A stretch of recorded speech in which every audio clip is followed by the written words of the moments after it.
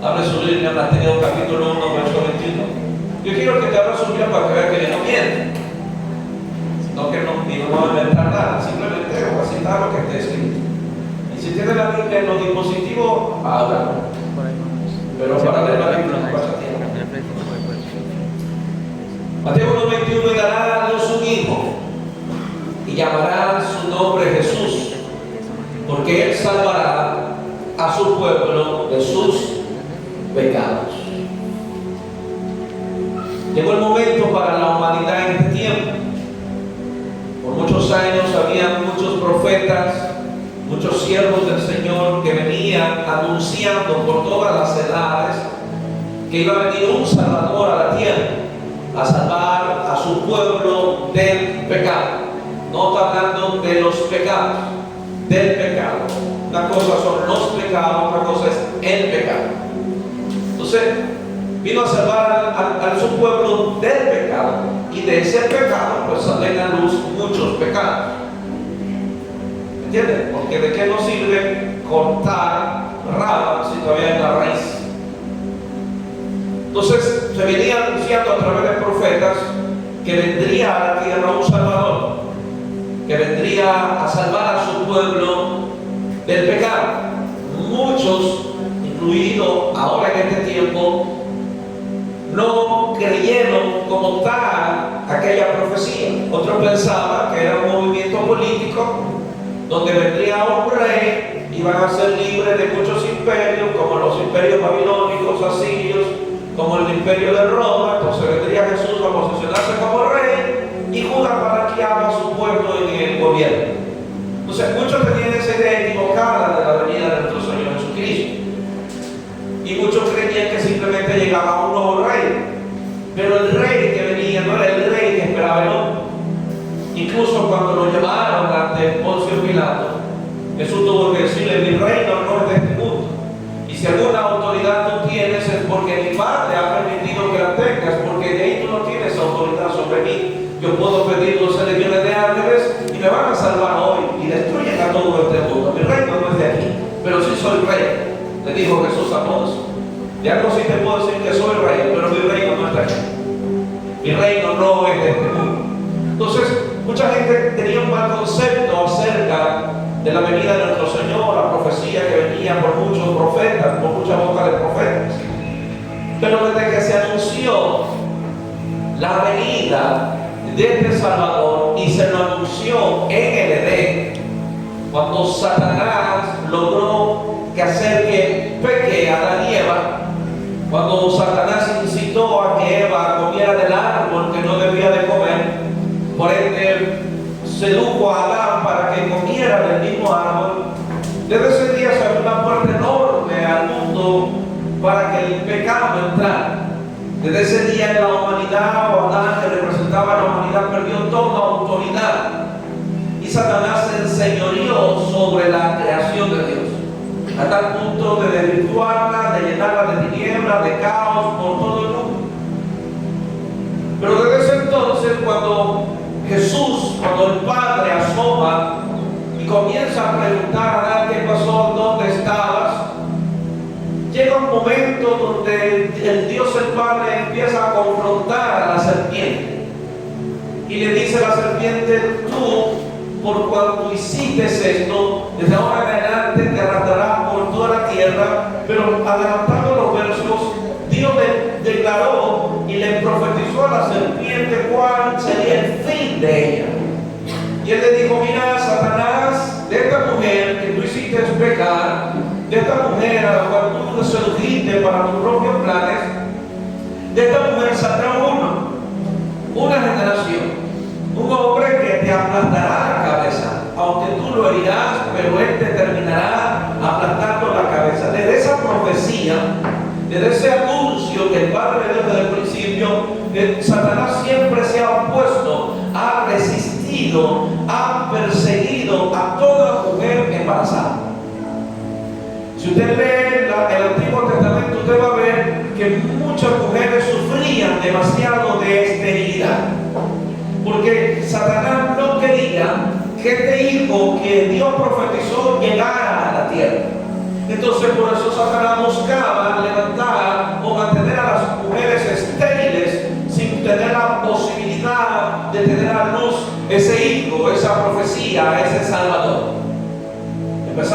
con Sara. No podía tener hijos. Pero Dios escogió una estéril para empezar una nación. Persiguió también Satanás a Ana. Ana no podía tener hijos. Rebeca no podía tener hijos. Y muchas mujeres que fueron usadas grandemente por Dios no tenían la capacidad y la posibilidad de tener hijos. Satanás siempre se opuso. Cuando se anunció que venía liberación para todo el pueblo de Israel, cuando estaba bajo el dominio de Faraón, ¿qué hizo Satanás? Pueblito, vamos a matar a todos los niños. Todos los niños de hasta aproximadamente 2 años. Ese fue el edicto del rey. Y comenzaron a perseguir, a entrar a las casas de los hebreos y a ver qué niños de 2 años para abajo había. Y si encontraban alguno, pues empezar a matarlo, empezar a asesinarlo. Así que imagínense esa temporada de Israel donde muchos niños fueron asesinados, el llanto de muchas madres, el llanto de un gran pueblo, mientras que Moisés iba por un riachuelo en una cesta. Dios preservando la vida de alguien que venía a libertar a Israel. Años más adelante pasó lo mismo con Jesucristo. Dios fue dando aviso del día de alumbramiento. Dios habló con pastores, Dios habló con unos reyes magos, unos reyes del oriente, pero nunca le dijo a Herodes, porque Dios sabía que Herodes lo iba a matar. Pero Dios en cuidando su plan y su propósito, le anunció a los pastores, le anunció a los magos, a los reyes del oriente, y ellos fueron tras la señal de aquella estrella que estaba sobre aquel lugar donde el gran Salvador iba a nacer.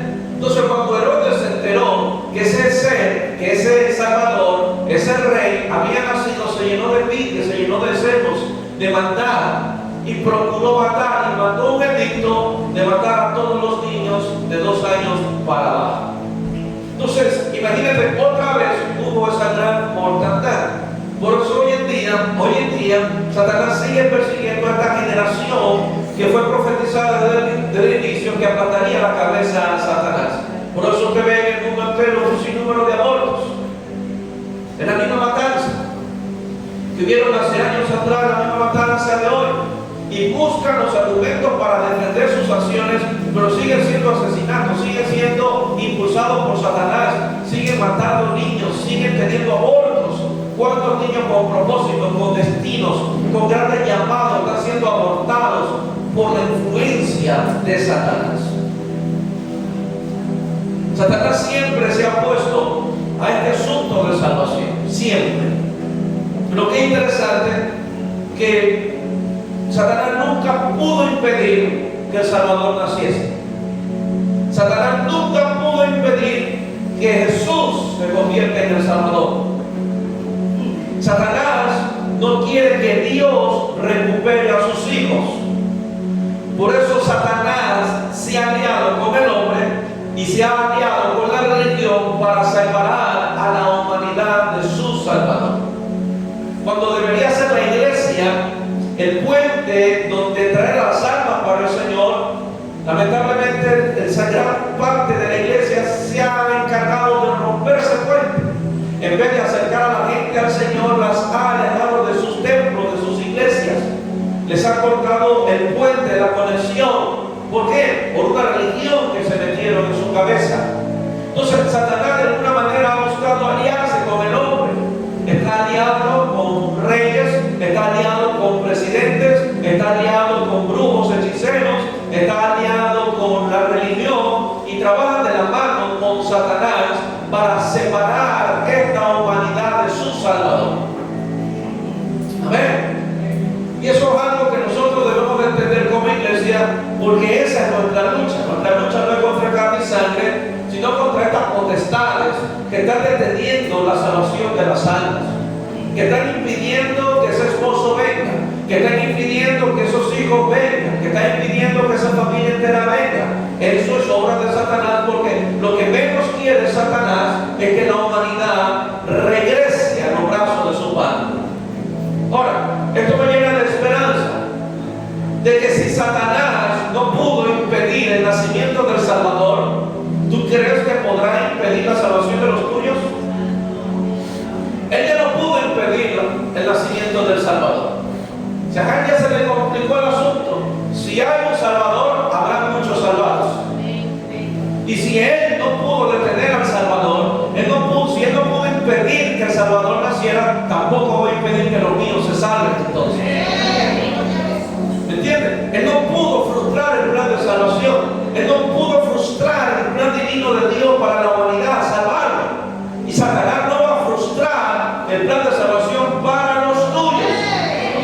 De ninguna manera. Pero pastor, cada día se ve hostil. El tiempo del nacimiento de Jesús se vio hostil. Hubo una gran persecución, hubo una gran matanza. La cosa se pondrá complicado, pero no va a impedir, como no impidió que Jesús naciera, tampoco van a impedir que los tuyos se salven. Mi tema de hoy es el Salvador. Ese es mi tema. El Salvador. Ya conmigo, el Salvador. Si Satanás no pudo, esto me llenó de esperanza. Si Satanás no pudo impedir el nacimiento del Salvador, tampoco va a impedir la salvación de los niños. Y los tuyos tampoco. Ahora, recordemos que Satanás es un ser acomplejado.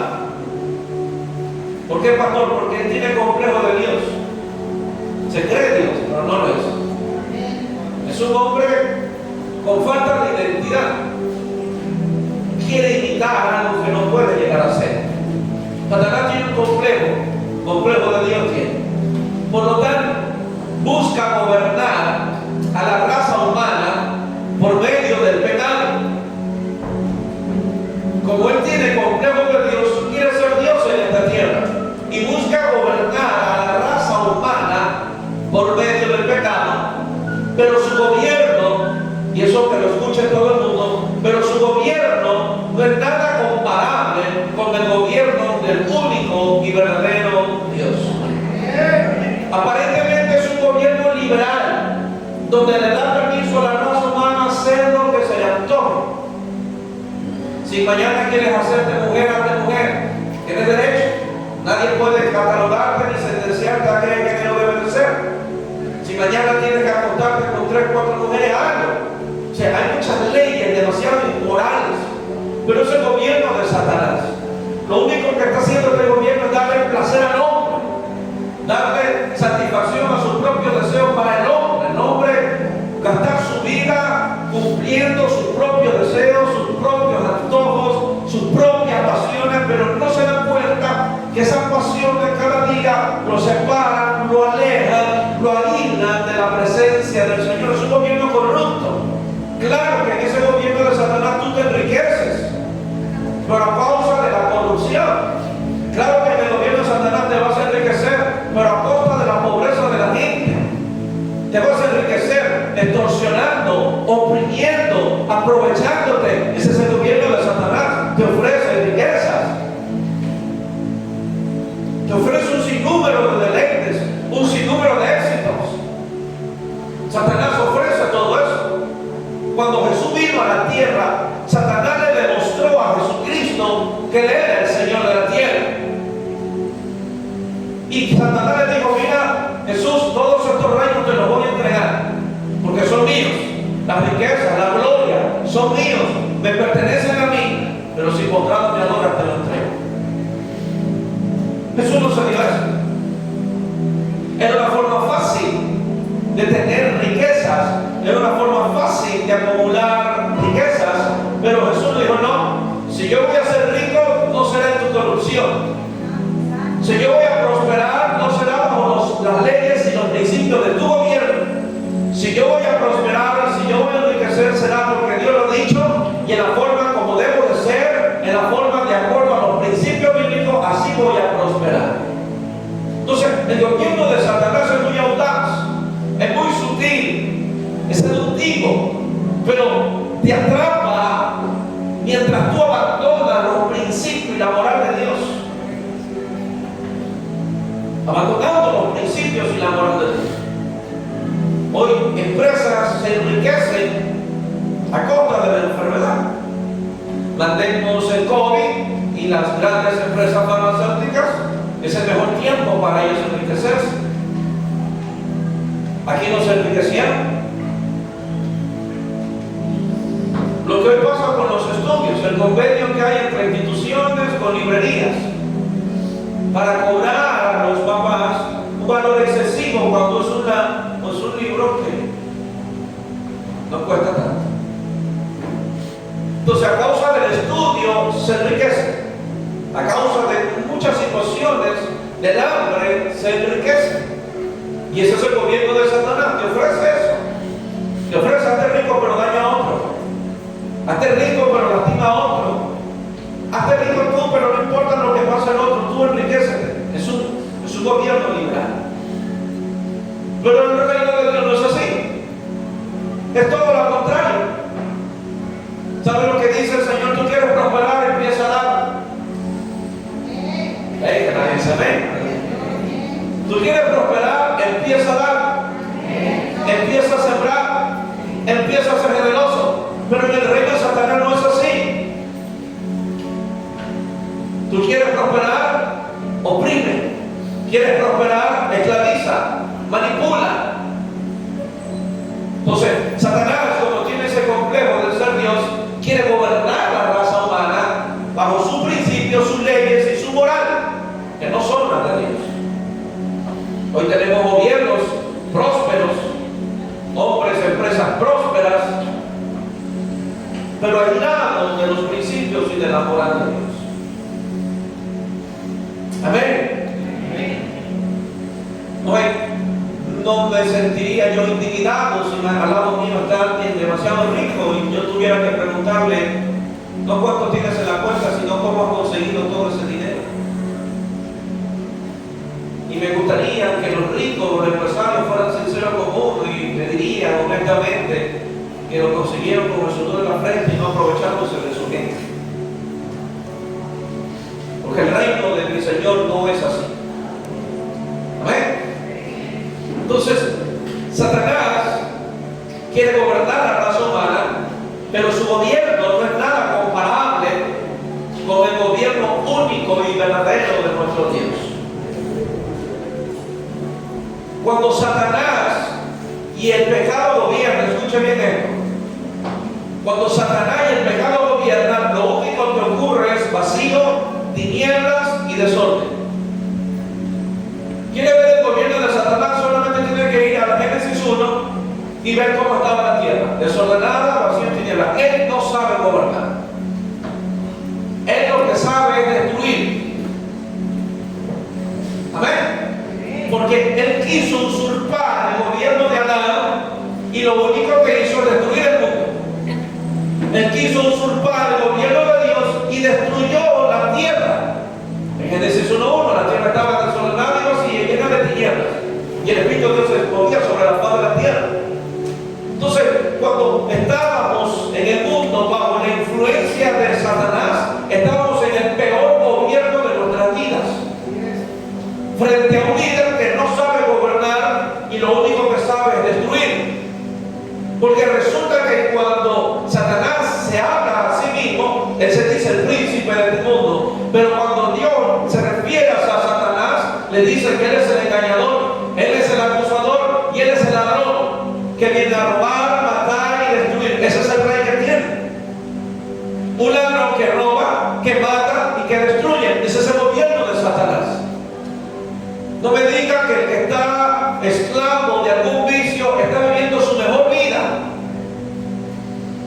Se está destruyendo de a poco, muriendo de a poco, secándose a poco. El que se enriquece a través de la corrupción, no me diga que está en su mejor vida, en su mejor momento, de ninguna manera.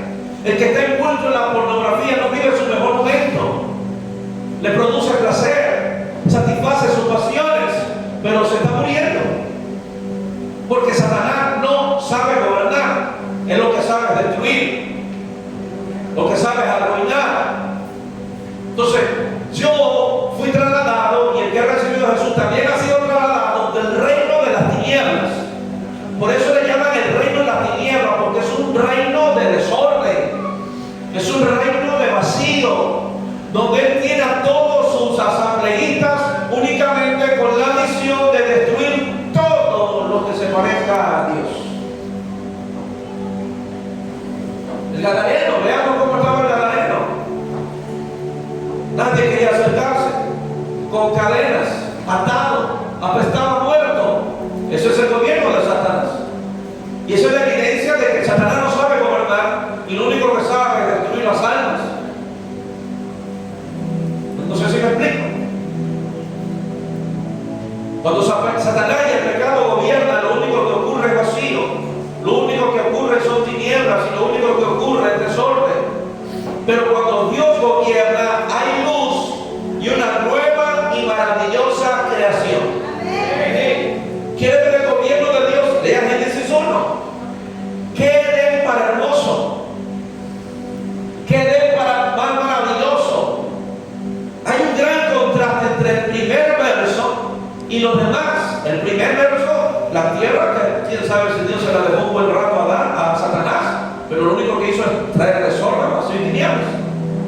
Y Dios le dijo: Satanás, tú no sabes, sal de aquí. Y dijo Dios: sea la luz. Y empezó una nueva y hermosa creación. Y esa creación Dios se la confió a Adán. Todo era hermoso, todo era verde, había un río lleno de recursos, lleno de oro, todo estaba suplido. Y Dios le dijo al hombre: reprodúcelo eso por toda la tierra. Pero resulta que Satanás otra vez se metió. Y lo único que produjo Satanás otra vez: desorden, vacío y tinieblas. Lo que pasó en Génesis 1 es el prototipo de lo que pasa en cada alma que recibe a Jesucristo y lo recibe como su Salvador. Si usted no ha recibido a Jesús como su Señor y Salvador, usted está como Génesis 1. Su alma está vacía, en desorden y llena de tinieblas. Y usted cree que está bien. Está bajo el gobierno de Satanás. Un gobierno donde el que gobierna no sabe gobernar. Lo único que sabe es destruir. Para eso llegó el Salvador, para que usted sea trasladado de ese gobierno al reino del amado Hijo de Dios. Entonces, cuando usted sale de ahí y entra en el reino del amado Hijo de Dios, habrá luz y una hermosa y nueva creación. Dios Padre envió al mundo a su Hijo para que por medio de su muerte en la cruz recuperara todo lo que es suyo. Es muy lindo el Padre que nos enseña: si el Padre quería tener más hijos, tenía que sembrar uno. Y ese principio de siembra no hemos aprendido. Amén. El castillo: si tú quieres ser bendecido y próspero, aplica los principios de Dios. ¿Cuál pastor? Si él quería millones de hijos, tenía que sembrar un hijo. Sembró un hijo en la tierra, que Jesús dijo: si este trigo no cae en tierra y no muere, no producirá frutos. Entonces, como el Padre quería recuperar a toda la humanidad, iba a sembrar al único hijo que tenía en el cielo, a su hijo.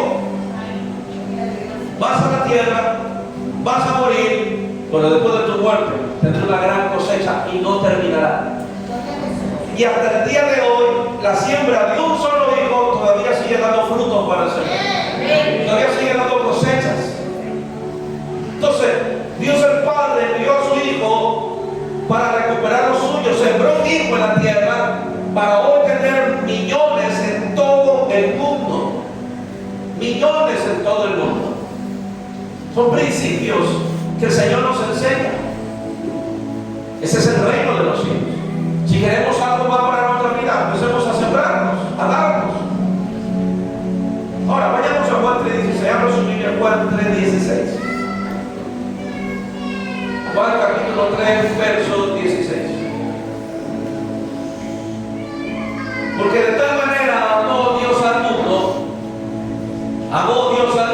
que ha dado a su Hijo unigénito, para que todo aquel que en él cree no se pierda, sino que tenga vida eterna. Porque no envió Dios a su Hijo al mundo para condenar al mundo, sino para que el mundo sea salvo por él. El que en él cree no es condenado, pero el que no cree ya ha sido condenado, porque no ha creído en el nombre del unigénito Hijo de Dios. Dios sabía que el hombre por sí solo no podía salvarse, porque su justicia es como trapo de inmundicia para él. Hay mucha gente demasiado lleno de autojusticia, que usted no encontrará acá y no, yo, ¿para qué ir a la iglesia si yo no hago nada? Yo no tomo, yo no fumo, ni una mosca más. ¿Para qué ir a la iglesia? Y mucha gente así. No, si yo ni a baile voy, ni discotecas. No sé ni con qué se escribe cerveza. No sé ni quién es el vapor. Y hay mucha gente confiando en su autojusticia, creyendo que por su justicia se salvarán. Con su buena justicia se perderán. Porque la justicia del hombre, comparado a Dios, es como un trapo de inmundicia. O sea, es el trapo más sucio de los sucios. Así es la justicia, ¿no? Entonces Jesús nos está diciendo, el Padre nos está diciendo que la única forma de que la humanidad sea salva es que crean en Jesucristo el Salvador.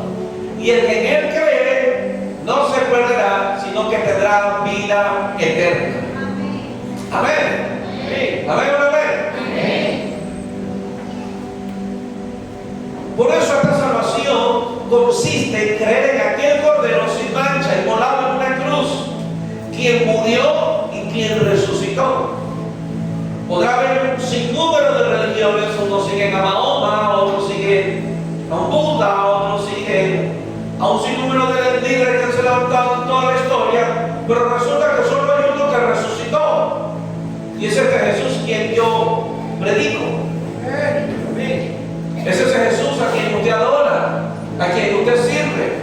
Él es el único que dejó su tumba vacía, dándole sustento a mi fe. Sustento de que sirvo a un Dios real, que la tumba no lo pudo detener. Él le da sustento, su resurrección le dio sustento a mi fe, de que no sirvo a un Dios en vano. No estoy metido en una religión, sino que estoy metido siguiendo a Jesucristo quien resucitó. Juan dijo que Él es el Cordero de Dios que quita el pecado del mundo. Jesús vino a vencer al pecado, ese mismo pecado que nos separaba de Dios y lo que nos condenaba a una muerte y un infierno seguro. Es el pecado. El pecado empieza no buscando a Dios. ¿Por qué? Porque Satanás, dígame qué pecado de adulterio hizo Satanás en el cielo. ¿Qué pecado de fornicación hizo? Ninguno de esos pecados que se cometen en la tierra, Satanás lo hizo. Simplemente él creyó que podía vivir ya sin Dios. Él creyó que podía ocupar el puesto de Dios, y ese día se encontró maldad en el corazón de él. Y por esa maldad en el corazón de él fue despojado del mismo cielo. Entonces, el pecado empieza cuando creemos que podemos vivir sin Dios, sin buscarlo. Y ese pecado de creer que puedo vivir sin el que me puede salvar es lo que me condena a muerte y a un infierno seguro. Ese pecado de creer que puedo vivir sin Jesús, puedo prosperar sin Jesús, puedo vivir mi vida sin Jesús, puedo tener mi familia sin Jesús. Claro, y te lo aclaro, puedes ser próspero sin Jesús, puedes tener una gran familia sin Jesús, puedes ser millonario sin Jesús, puedes ser un gran deportista sin Jesús, pero sin Jesús no vas al cielo. Eso lo aclaro porque yo no lo voy a mentir a nadie. Usted puede ser próspero sin Jesús, una hermosa familia sin Jesús, casarse hasta sin Jesús, tener empresas, ser multimillonario sin Jesús, pero sin Jesús al cielo que no va. Él es el camino al cielo. Pero el hombre, mientras se engaña a sí mismo que puede hacer muchas cosas sin Jesús, esa forma de creer que puede hacerlo sin Jesús lo condena a una muerte y un infierno seguro. No te estoy diciendo que no podrás prosperar, podrás. Por eso hay pecadores que prosperan. Por eso hay pecadores que son grandes empresarios. Y ellos la evidencia de que pueden prosperar sin Jesús. Pero capaz no tengo la plata que tienen ellos, pero tengo la salvación que ellos no tienen. Tengo el cielo que ellos no tienen. Porque al final del día, ellos cierran sus ojos, se van de esta tierra y todo lo que consiguieron, nada se llevará. Y a mí me espera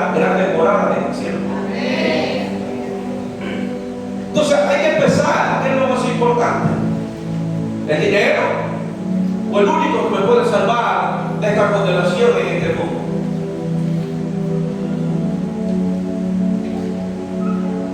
El pecado es lo que nos condena a muerte, lo que nos condena a un infierno seguro.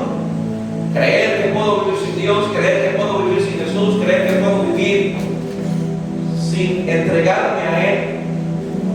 Debido a que el hombre no podía salvarse a sí mismo, el Padre envió a su Hijo para que sea el mediador, para que sea el camino, para que sea la puerta de las ovejas, para que sea la entrada al cielo. Jesús fue muy claro y dijo: y nadie irá al Padre si no es por mí. Yo soy el camino, la verdad y la vida. Yo soy la puerta de las ovejas. Por eso nuestra fe debe estar fundada en nuestro Señor Jesucristo, porque solo Él, por medio de la fe, nos puede dar una nueva vida. En nuestra fe, el mundo ya ha sido condenado, y para eso vino Jesús, para salvar a este mundo de esa condenación, para salvar al mundo de esa condenación. Jesús vino a un mundo perdido. Jesús dijo: el que cree en mí tendrá vida eterna. Si no cree en mí, tendrá una vida eterna, pero no conmigo. Pero si cree en mí, tendrá una vida eterna, gozará, disfrutará de aquel cielo. Pero el que no cree en mí también tendrá una vida eterna, pero no será en el cielo. No sé si me hago explicar. Jesús vino a salvarnos de esta condenación. Así que esto va más allá de que si siento o no siento entregar mi vida a Jesús. Entonces, este asunto de confesión de fe supera sentimientos. Esto es un asunto en que el pastor estaba leyendo el mensaje: oh, si voy a recibir a Cristo. No, porque mucha gente podrá pasar a recibir a Jesucristo por puro sentimentalismo, pero no por convicción. ¿Por qué? Porque cuando alguien por su sentimentalismo llega a Jesucristo, lo recibe en su corazón. Interesante que no quiere ser discipulado, no quiere entregarse al Señor, no quiere servir al Señor y quiere vivir una vida cómoda. Su propio evangelio lo hicimos por sentimentalismo, pero cuando es por convicción, sabe que está en deuda con aquel que fue a la cruz del Calvario. Sabe que no hay forma como pagar todo lo que Él hizo en la cruz, y lo mínimo que puedo hacer es servirle. Lo mínimo que puedo hacer es seguirle. Esa es la diferencia cuando yo entrego mi vida a Jesús por sentimentalismo o por convicción. Yo estoy equiparado por convicción, y creo que usted está aquí sentado por convicción, porque sabe que le debemos a Jesús, sabe que estamos en deuda con nuestro Señor, y lo menos que podemos hacer es servirle. Cada vez que usted ve una cruz, no es para que la adore, es para que usted se recuerde que ahí debería estar usted. Y si llora, debería ser agradecimiento de que alguien que usted no conocía, pero que Él sí lo conocía a usted, ocupó su lugar. Él es mi Salvador. Me salvó de un infierno seguro, me salvó de una muerte segura, me salvó de que el pecado me lleve una vida condenada. Hizo lo que nadie en esta tierra puede hacer: darme salvación. Si yo soy empresario, yo puedo darte puesto de trabajo. Yo como pastor puedo darte un lugar donde puedas dirigir y desempeñar tus dones y talentos para Dios, pero salvarte yo no puedo, porque el único que puede salvarte es Él. Por lo tanto, lo que Él ha hecho en la cruz, nadie en esta tierra lo podrá hacer.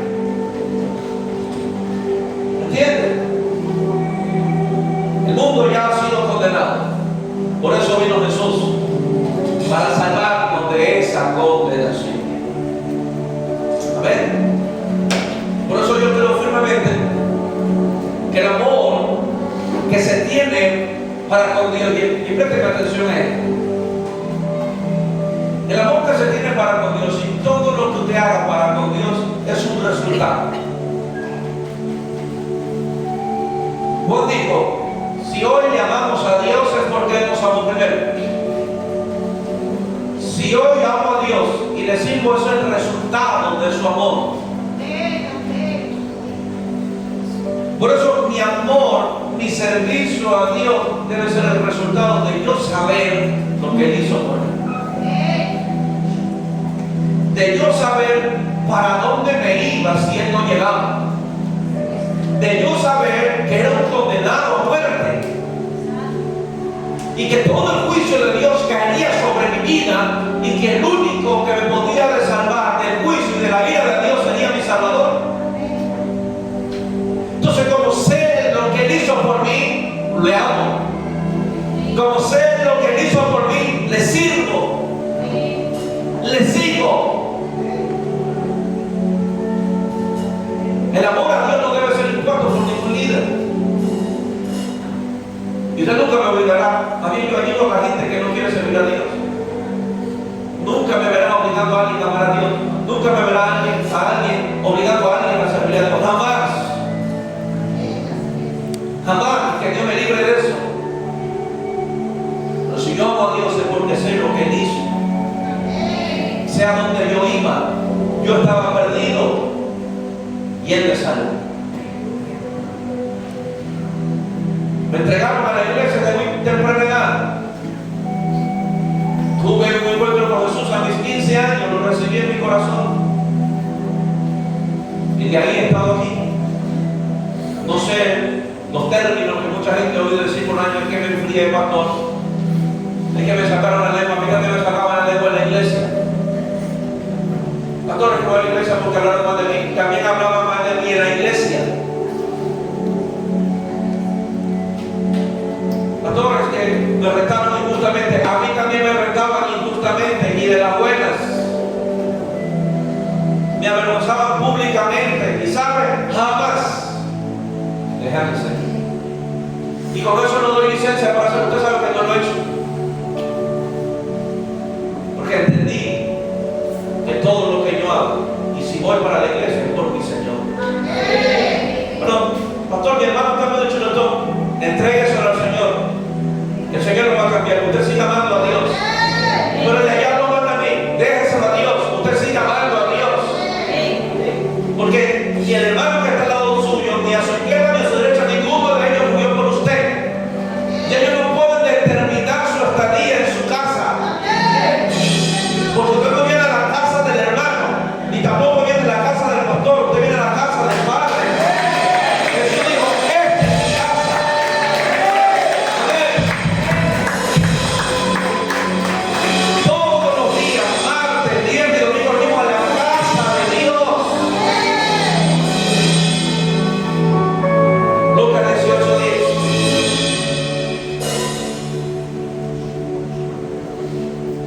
Los dos primeros versos quería poner fundamento nada más.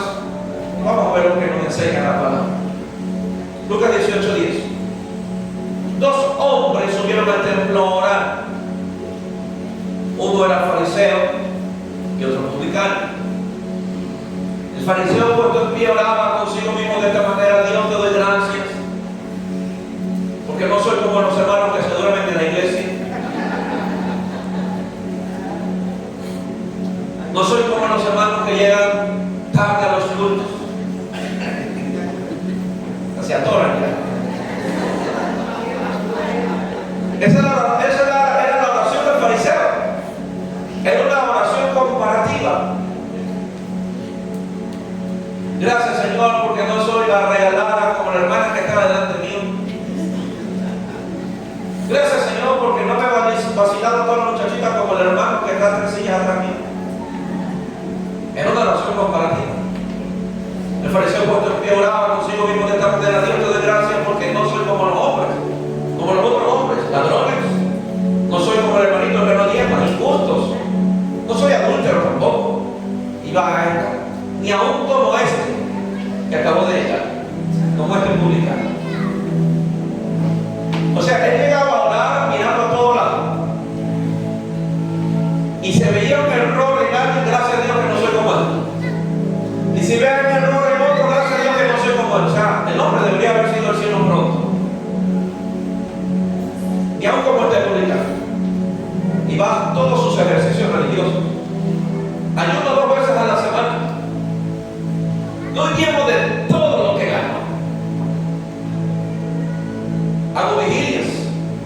oro 3 horas, leo la Biblia, soy líder de hace 20 años en la iglesia, soy el más santo de la iglesia, más espiritual, el más consagrado, más el publicano. Había un publicano que llegó ese día también al templo. Estando lejos, no quería ni alzar los ojos al cielo, sino que se golpeaba el pecho diciendo: Dios, sé propicio a mí, pecador. La palabra: ten misericordia de mí, que soy un pecador. Verso 14. Jesús habla y dice: no digo que este publicano descendió a su casa justificado antes que el otro, porque cualquiera que se enaltece será humillado, y el que se humilla será enaltecido.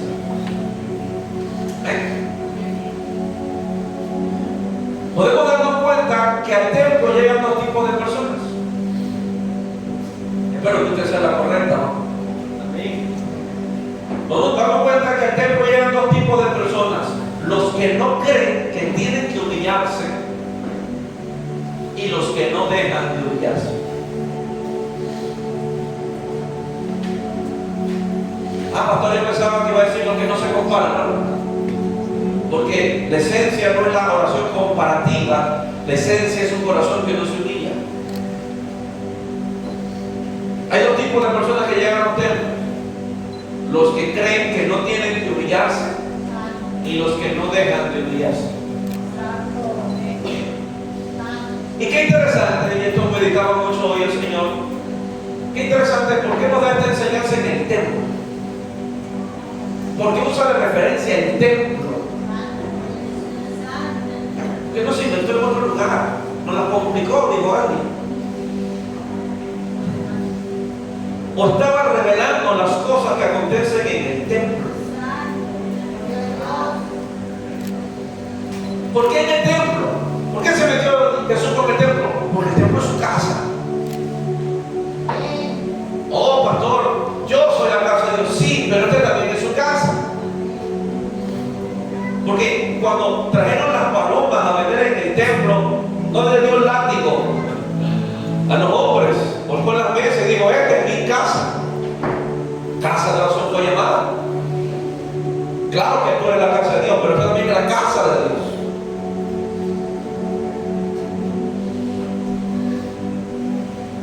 Yo quiero ser los que nunca dejen de humillarse ante Dios. Es muy triste que en este templo se movían líderes con complejos de jueces. Recuerda que era un fariseo, un líder de la iglesia. Tenía el complejo de jueces, señalaba, acusaba, hacía comentarios despectivos, chismeaba y revelaba los secretos del hermano, los pecados del hermano, se encargaba de divulgarlos por toda la iglesia, haciendo comentarios despectivos y aislando al que pecaba, o aislando al que fallaba, o aislando al que cometió el error. Y se venía al otro culto, pues había que fruncir la ceja para mirarlo raro porque pecó. Ese era el líder en ese templo, un líder religioso. Pero muy interesante esta parábola y la enseñanza que nos da Jesús, tomando como referencia el templo, dándonos a entender, iglesia, escuchen bien, dándonos a entender que la gente viene a la iglesia para encontrar redención y no para encontrarse con los acusadores religiosos.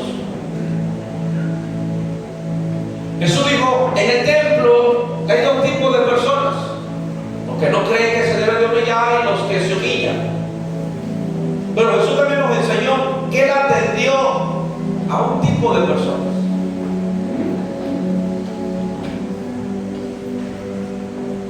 Vamos a ir explicando.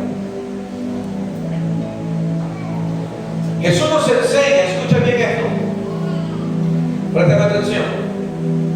Jesús nos enseña que Él no atiende a todos los asistentes de la iglesia. Ahora repetir esto. Jesús nos enseña que Él no atiende a todos los asistentes de la iglesia. Yo predico a todo el mundo, pero Él atiende a todo el mundo. No sé si me explico. Aunque los dos entraron a su casa Él no atendió a los dos, atendió a uno. Y solo a uno Él derramó gracia. Y solo sobre uno Él derramó favor. Solo sobre uno Él derramó perdón. Y solo a uno lo justificó. Al otro escuchó sus oraciones. Le oyó sus oraciones. Pero Él no lo atendió. La misma vez el Señor nos enseña que Él no atiende a todos los asistentes de la iglesia, sino que Él derrama de su gracia, amor y perdón sobre aquellos que se humillan de corazón. Hoy podemos venir a la iglesia y no estoy con la intención, y no tengo la intención de hacer sentir mal a nadie. Pero podemos venir a la iglesia y hacer un sinnúmero de actividades, cantar, aplaudir, levantar las manos, ministrar, en algún cuarto de servicio, sabiendo que estás haciendo las cosas mal. Sabiendo que no estás bien con Dios, pero insistir en tus actividades. Pastor, entonces dejo mis actividades. Esa no es la solución. Porque el problema no son las actividades.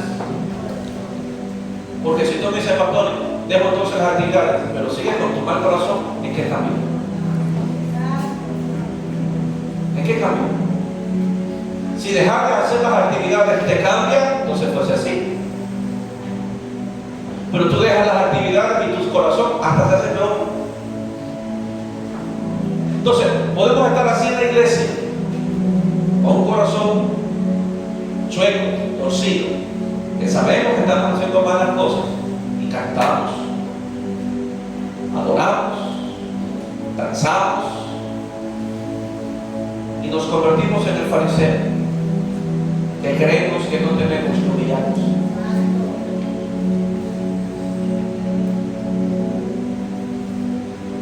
Que creemos que no tenemos que humillarnos.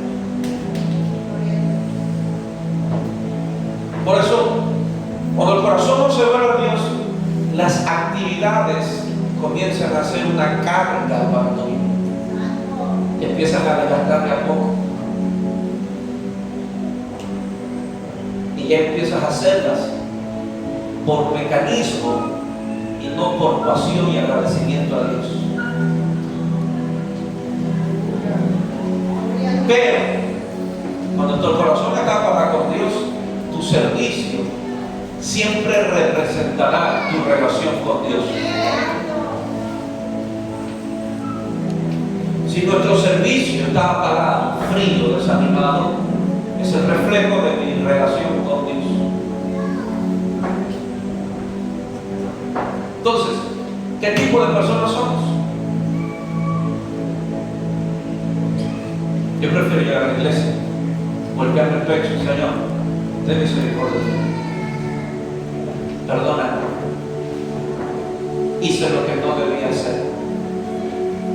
Perdóname. A seguir insistiendo con una falsa apariencia de una espiritualidad que no la tengo y aparentar ante otros que sí lo soy. Jesús no atendió a los dos, atendió a uno. Jesús no atiende a todas las multitudes. Atiende el corazón que vino a humillarse ante Él. Claro que Jesús no lo va a condenar. De ninguna manera condenó a este hombre. Pero Él dijo, a este hombre que se humilló, regresó a su casa justificado. O sea, ese hombre desató la gracia de Dios y regresó a su casa con más de Dios que aquel fariseo, con todas sus actividades. Ese publicano se llevó más de Dios que el fariseo que iba a la iglesia. ¿Por qué? Porque este publicano reconoció que necesitaba de un Salvador. El hecho de que tenemos a un Salvador y Señor, Jesús no solamente es mi Salvador el día que lo recibí en mi corazón, Él sigue siendo el Salvador de mi vida hoy, mañana y siempre.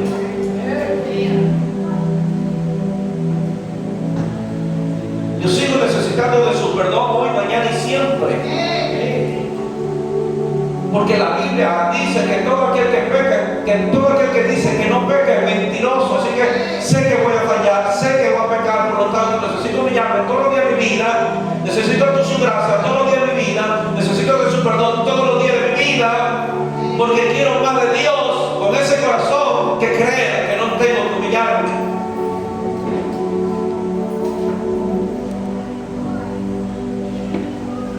El cielo siempre es movido por el corazón de los hombres, principalmente cuando estos corazones se humillan. Te pregunto, ¿cuándo fueron las últimas lágrimas que derramaste en la presencia de Dios cuando te humillaste? No por tus problemas. No me refiero a tus problemas que te hacen llorar, no me refiero a las deudas que te hacen llorar, me refiero a tu corazón con Dios. ¿Cuándo fue la última vez que te humillaste? Que fuiste sincero con Dios y le dijiste: Señor, yo estoy mal contigo. No me refiero a llorar por los problemas de casa, de familia, no. El más grande problema no está afuera, está dentro del ser humano. Cuando te humillaste y deciste: Señor, sé que mi actitud es pésima, sé que tengo un mal genio, sé que tengo un mal carácter, sé que soy muy temperamental, exploto por todo, pero aquí estoy, ten misericordia de mí. Y a veces creemos que eso no hay que pedirlo a Dios.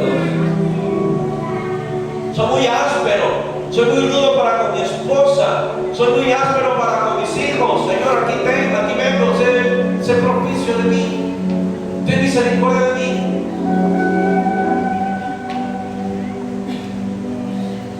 No solo venimos a adorar a Dios, venimos a humillarnos ante Dios.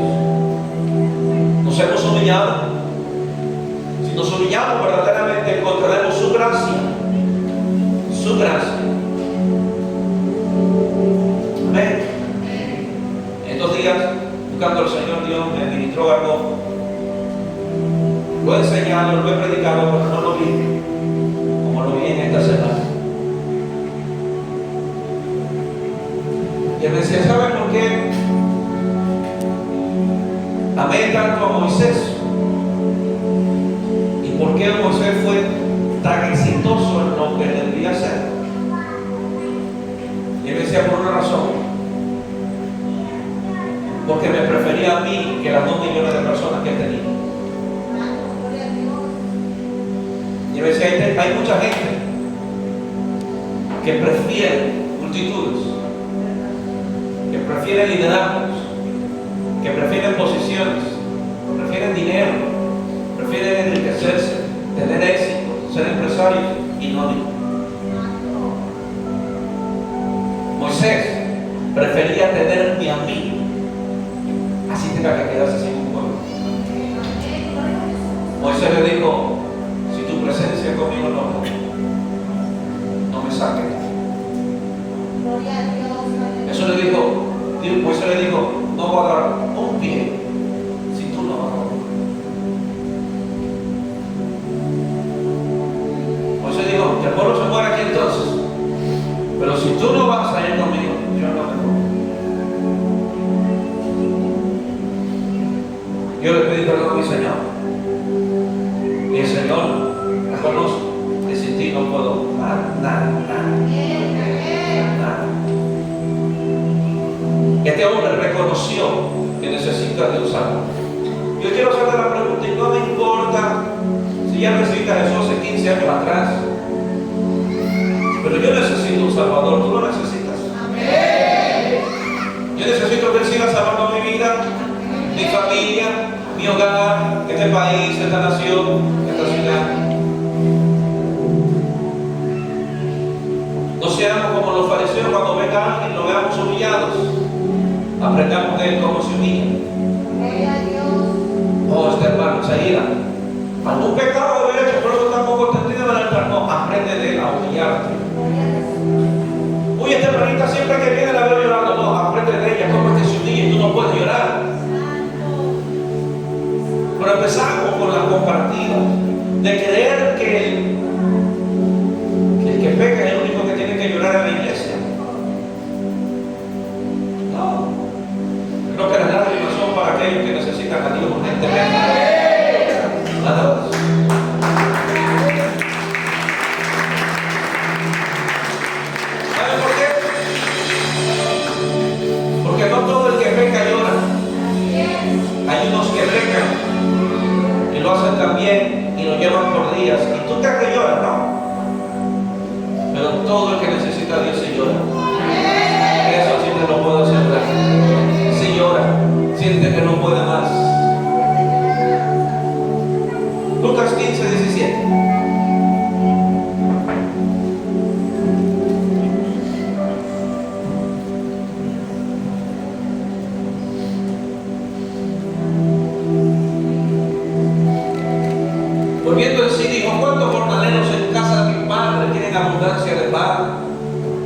yo aquí perezco de hambre, me levantaré, iré a mi padre y le diré: Padre, he pecado contra el cielo y contra ti.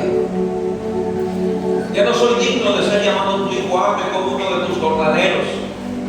Y levantándose vino a su padre, y cuando aún estaba lejos lo vio su padre y fue movido a misericordia. Y corrió y se echó sobre su cuello y le besó. Y el hijo le dijo: Padre, he pecado contra el cielo y contra ti, y ya no soy digno de ser llamado tu hijo.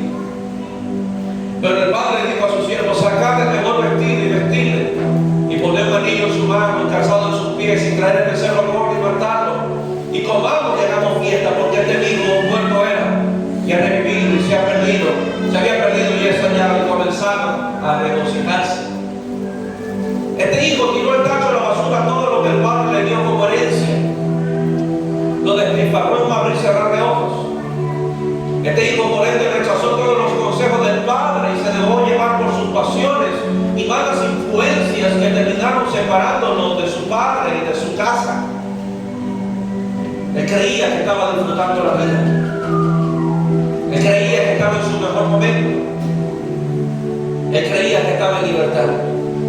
Pero no se daba cuenta que de a poco se iba secando.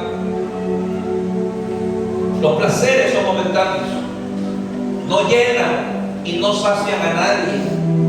Este hijo pródigo se secó completamente. Estuvo mendigándole comida hasta para cerdos, porque toda la herencia la habían perdido. De un día estar bien vestido, a otro día estar maloliente. Pero lo único que quería este hijo, esto es muy lindo, lo único que quería este hijo no era ir donde el padre, escuche bien, no era ir donde el padre a pedirle más herencia. Y a veces somos así. A veces somos así. Estamos hundidos. Y a veces queremos en el carro, Señor, bendice.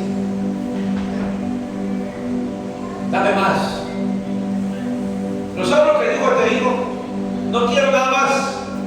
Quiero ir donde mi padre. Quiero estar ahí donde mi padre. Quiero regresar donde mi padre. ¿Sabe lo que sintió el hijo? Reconoció que las cosas que le dio el padre no se igualaban en nada a su papá.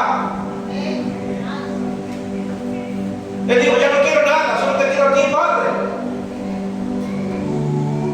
Él se dio cuenta que no era lo mismo tener todas las cosas sin un padre, a estar en la casa del padre y aunque no podía gozar todavía de todas las cosas. Él quiso disfrutar una herencia sin su papá, en placeres, pero cuando llegó el punto más bajo de su vida, dijo: no, yo quiero ir donde mi padre, quiero ir a su casa, quiero ir donde él.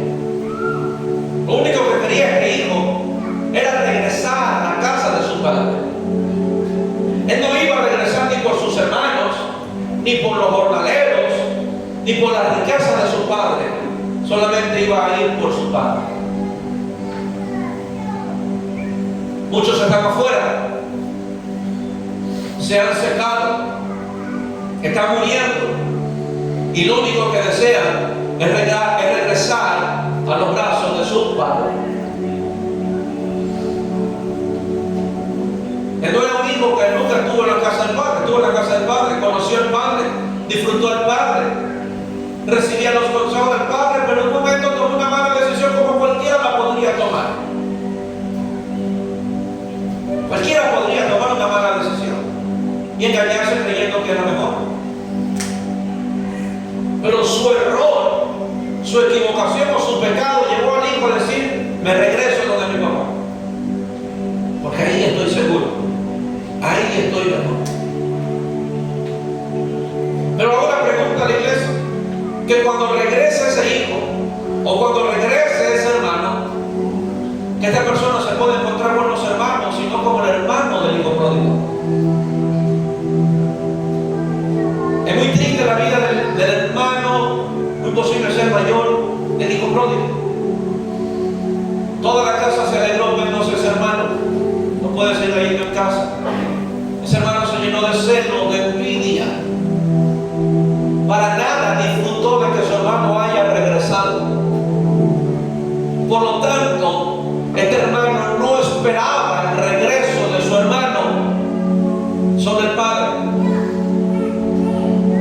Porque lo que tú no esperas, tú no recibes bien. Me acabé de hacer entender. Lo que usted no espera, usted no recibe bien. Si usted espera con alguien, usted se prepara para recibir a ese alguien. El padre lo esperaba constantemente. El hijo no vio al padre, el padre vio al hijo. Y cuando el padre vio al hijo, capaz constantemente se asomaba por la ventana, salía a la puerta, a la principal, a ver cuándo regresaba su hijo, pero el hermano no hacía lo mismo. Solo el padre estaba atento a su regreso. Solo el padre tenía la fe y la esperanza de que ese hijo regresara, el hermano no. Cuando el padre lo vio, dice que el padre corrió, se le guindó en el cuello, empezó a besarlo y le trajo la mejor ropa y la mejor vestida. ¿Por qué? Porque estaba esperando el regreso de su hijo, pero el hermano no estaba esperando eso. Tenemos un padre, todos somos hermanos, esperamos el regreso de alguien. Nos gozaremos o empezamos a hurgar la vida de esa persona. Hermano, que sí me lo parece a usted. Yo vi las redes sociales, lo visitan en 3 veces y así vienen a la iglesia. Después de todo lo que hiciste, vienen así. Ese era un prototipo del hermano del hijo pródigo. El padre no. Le dio el mejor traje, la mejor vestimenta, mató al cordero, le puso un anillo y dijo al padre: hagamos fiesta. O sea, ese hijo en su pecado obtuvo más del padre que el hijo que supuestamente nunca pecaba. No te sorprendas, querida iglesia, si el que más peca es el que más recibe de Dios. No te sorprendas, el que más se equivoca es el que más recibe de la gracia de Dios. Pastor, entonces va a pecar mucho para recibir mucha gracia. Pablo no dijo eso. La gracia no es para seguir pecando, pero esa gracia se desata cuando hay un corazón rendido a Dios. Cuando digo: Señor, lo que yo vivo es mi culpa, lo que yo enfrento es mi culpa, nadie más tiene que ver en este asunto, yo lo decidí así, pero hoy regreso a ti, Padre, por tomar decisiones sin consultarme. Hoy me vuelvo a ti. Esa fue la reacción del hijo pródigo. Iré a la casa de mi padre. Y mi último verso fue 8:2.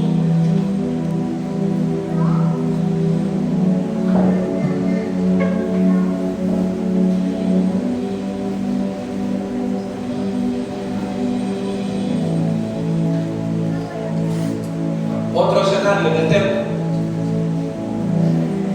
Y por la mañana volvió al templo. Y todo el pueblo vino a él, así como un culto un domingo en la mañana. Y sentado en él enseñaba, verso 10, me siento, enseñaba. Les enseñaba. Entonces los escribas y los fariseos le trajeron a una mujer sorprendida en adulterio, poniéndole en medio de la iglesia y cuando está la cámara. Y si fue sorprendida en adulterio, sí que no estaba con la mejor ropa. Le dijeron: maestro, esta mujer ha sido sorprendida en el acto mismo de adulterio. En la ley nos mandó Moisés a apedrear a tales mujeres. Tú pues, ¿qué dices? O sea, ellos literalmente iban a matar a esta mujer. Y eran los escribas, eran los fariseos. Ya con la piedra en la mano y con la Biblia en la otra. En la ley de Moisés dice que a estas mujeres hay que apedrearlas hasta que mueran. ¿Tú qué dices? Porque aquí sí que ella no sale de aquí si no es muerta. Esto decía tentándole para poder acusarlo. Pero Jesús, inclinando hacia el suelo, escribía en tierra con el dedo. Y como insistieran en preguntarle, Él les dijo: el que de vosotros esté sin pecado, ser primero en arrojar la piedra contra ella.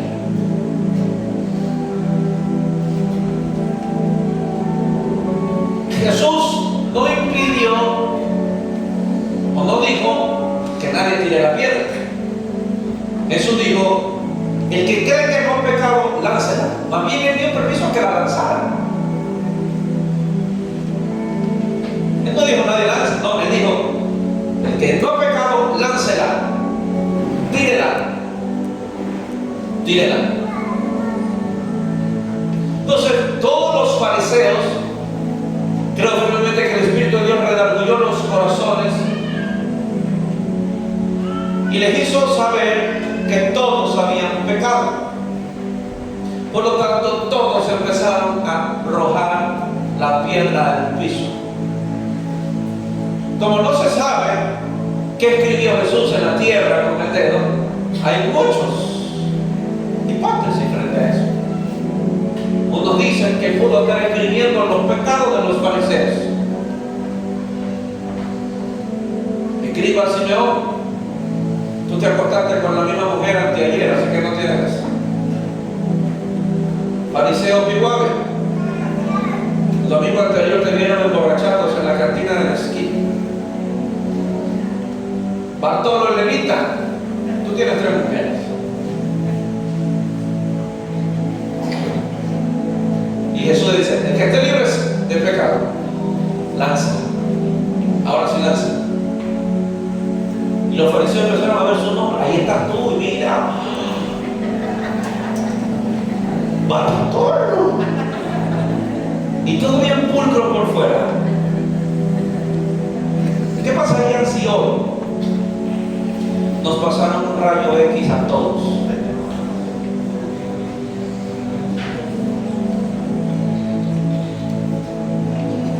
La espiritualidad se nos iría al piso. Entonces, como todos pecamos, ¿por qué tiramos piedras?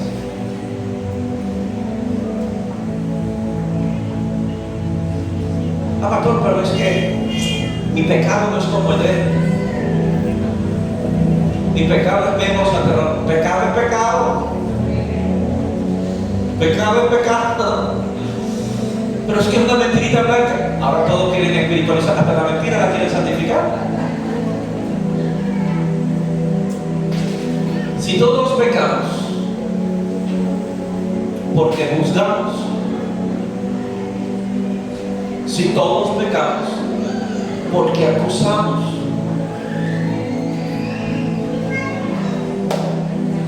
¿alguien podrá encontrar una respuesta a eso? Unos son inexpertos para pecar. Otros son muy expertos para pecar. ¿Cuál es la diferencia?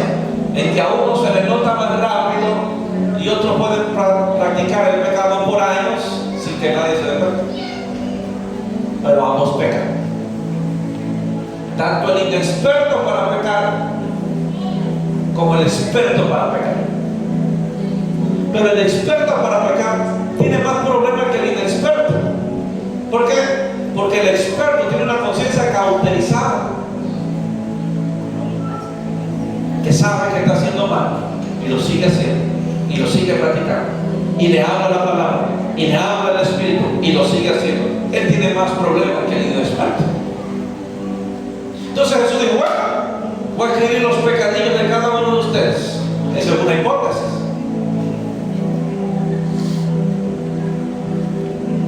Otra hipótesis que pudo haber dicho: capaz escribió el nombre de su tatarabuela, Rahab, porque viene de esa descendencia y de ese linaje. Porque si él le tirara piedra a esa adúltera, es como si le estuviera tirando piedra a su abuela. ¿Y sabe dónde ocurrió eso? En el templo, en un culto como hoy. O sea, hoy habría una masacre. Y estos no eran ni ni vacunadores, ni extorsionadores, ni secuestradores. No eran los lobos ni los choneros. Eran de terno y corbata, vestidos de blanco y con una Biblia, pero que mataban gente.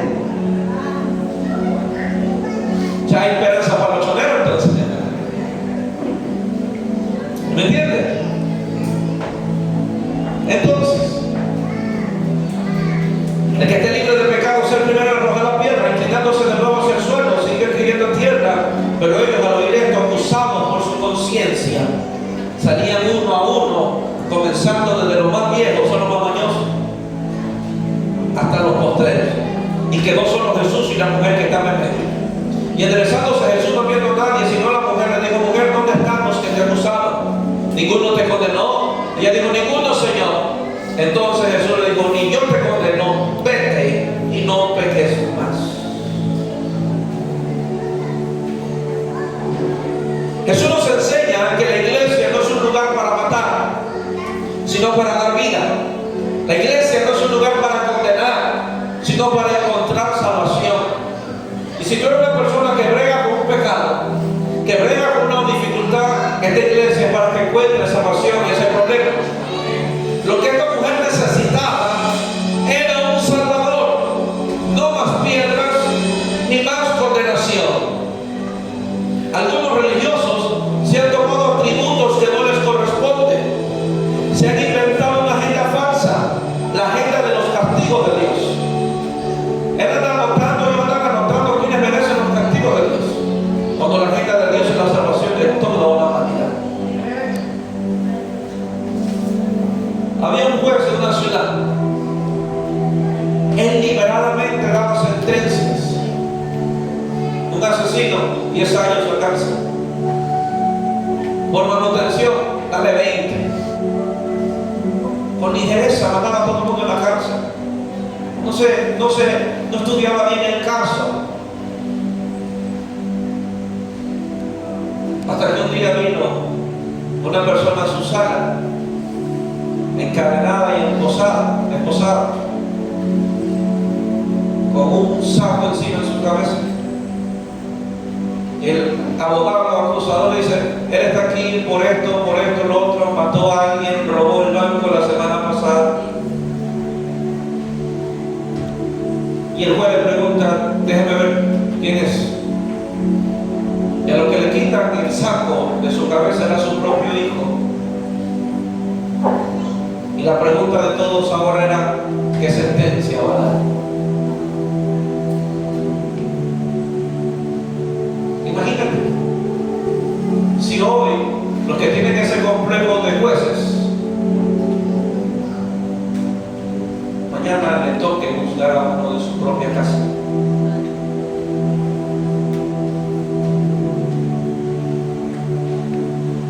Oh, pastor, ese muchachito de allá se cree gallo bello, está molestando a mis hijas. ¿Por qué no lo saca de la iglesia, pastor? ¿Y si ese gallo bello fuera tu hijo?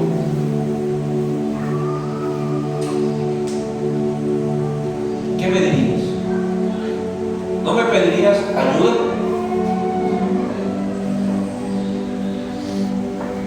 ¿No me pedirías ayuda?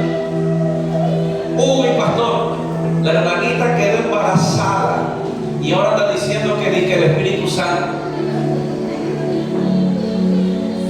Pero ya me reuní con algunos líderes y vamos a tirar la piedra porque hay que matarla, dijo la ley de Moisés. Y si esa jovencita embarazada fuera tu hija, ¿la matarías a piedras? ¿La matarías a piedras?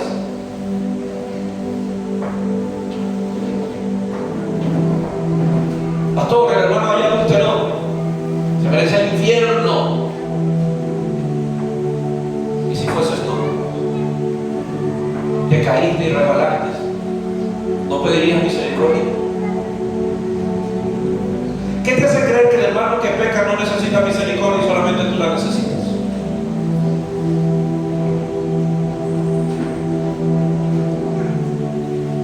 Si tú tienes una postura de juzgar a todo homosexual y mañana fuera tu hijo,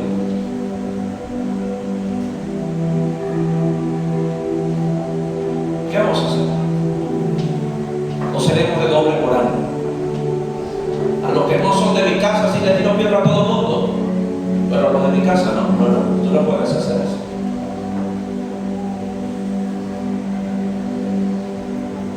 ¿Está listo lo que le voy a decir? Todo cambia, creo que lo dije la semana pasada y lo vuelvo a decir hoy. Todo cambia si a ese pecado le pusieras el rostro de tu hijo. ¿Sabes por qué? Porque cuando nosotros pecamos, el Padre nos sigue viendo como sus hijos.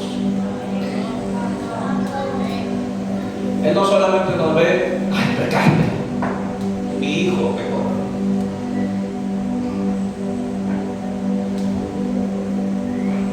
¿Entiendes? Se divorció, mi hijo se divorció. Resbaló, pecó, quedó embarazada a temprana edad, perdió su virginidad, mi hija la perdió. Él no se refiere a nosotros despectivamente como el religioso lo haría, porque para él somos sus hijos. Si hemos creído en nuestro Señor Jesucristo, somos sus hijos, y aún si fallamos, seguimos siendo sus hijos. Y si mañana ve a alguien aquí, llegó a alguien aquí, falló, se equivocó, sigue siendo un hijo. ¿Entiendes? Oh, hermano, esa niña es brinquilla. Ay, si fuera tu hija. No, es que yo le reviento a palo. Allá usted entonces. Pastor, ese hermanito, un ejemplo, era líder de la alabanza y se casó de la forma incorrecta. ¿Y por qué se casó? Porque dejó embarazada a la muchacha. ¿Y si fuera el tuyo? Si fuera tu hijo, esa religión se tiene que ir en nuestras vidas y aprender a mirar a la gente como Dios nos mira a nosotros. Podemos ver a la gente con compasión, porque sin compasión no restauraremos. Y esa mujer, gracias a Dios, Cristo estaba en la iglesia, porque si Cristo no estaba en la iglesia, esa mujer moría. Pero si tú le preguntaras a esa mujer, él pediría que alguien la salve, porque por la ley sabía que la iban a matar. Esos que pecan, que fallan y vienen a la iglesia, vienen porque alguien los salve de su pecado, los salve de esa pornografía, los salve de esa vida. Y nosotros no podemos andarle tirando piedras a la gente. Ellos necesitan un Salvador. El que está al lado tuyo necesita al Salvador. Yo necesito a mi Salvador todos los días de mi vida. Nadie está exento a equivocar. Nadie. Todos nos podemos equivocar. Todos en algún momento podemos tomar una mala decisión. Y diga que a tu hermano, si mañana me equivoco, por favor, ten misericordia de mí. Por eso Jesús dijo: el que esté libre de pecado, lance. Y resulta que nadie está libre de pecado. Y por lo tanto las piedras no deben de haber en la iglesia. En la iglesia deben haber paños para secar las lágrimas. Deben haber hombros. Deben haber abrazos. Eso debe haber en la iglesia. Póngase.